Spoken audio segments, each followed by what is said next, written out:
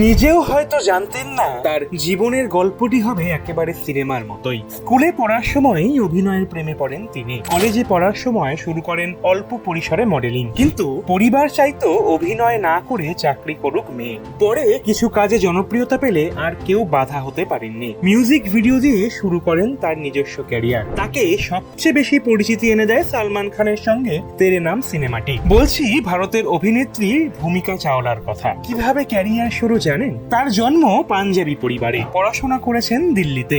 ভূমিকার জন্ম 1978 সালের 21শে আগস্ট। তার পারিবারিক ডাকনাম রচনা।